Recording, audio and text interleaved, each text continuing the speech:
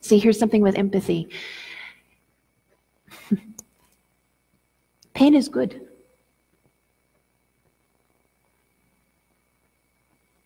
You look at me like, what? No, pain is a good thing. Pain is a gift. Pain tells us where our limits are. Leprosy is a disease that numbs the nerve endings and kills the sheaths of the nerves. And a leper's fingers and toes and hands and face don't rot off because of the leprosy. They rot off because of the infection, because of things that they couldn't feel happening to them. So if you slice your hand and you don't happen to look at it, you don't know. If there's a nail in your foot and you keep walking on it for 6 weeks, your foot will rot off because you had no pain. So follow me here. I'm going to do something very quickly. Track with me on this. Pain is a gift from God because it teaches us to hate sin. We do something sinful, we realize it causes hurt. We don't want to do that again. There are 2 ways we learn from pain. 1, I learn from your pain by watching. That's a smart way to learn from pain. If I refuse to learn from anyone else's pain, I have to feel the pain. Now, if anyone, how many people here are children? Who have children? You were all children at one point. Come on. Every parent here who's had more than one child knows that your children will learn from pain in different ways. You have the kid who watches the other kid do something stupid and says, I'm never trying that. You have the kid who watches the other kid do something stupid and say, hey, let me see if it happens to me like that.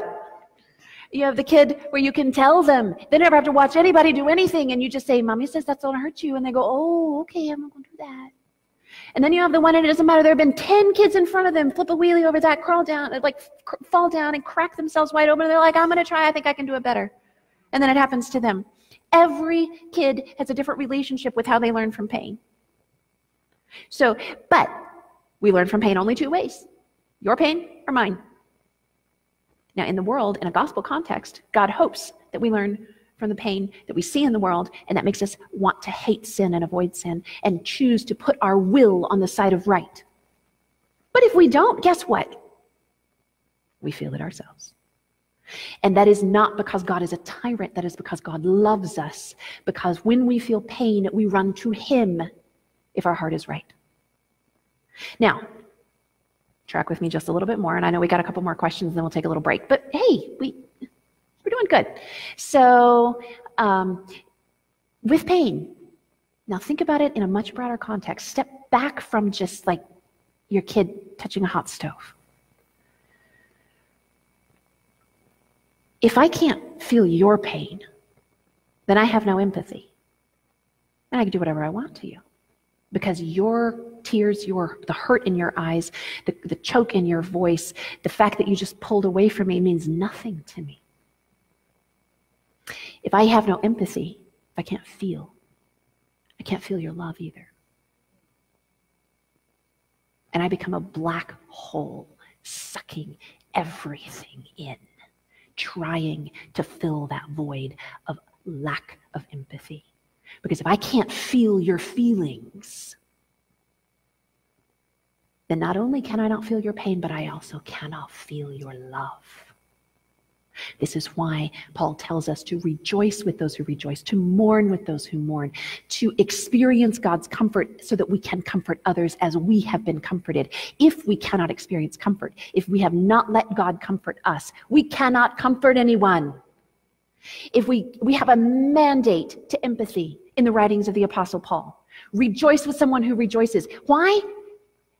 I rejoice with you even though it's not my promotion. It's not my joy. I enter into yours. I'm feeling your feelings. Mourn with those who mourn. It's not my sadness. It was not my loss. But I enter into your feelings and I feel them with you. Now let's take that one step further.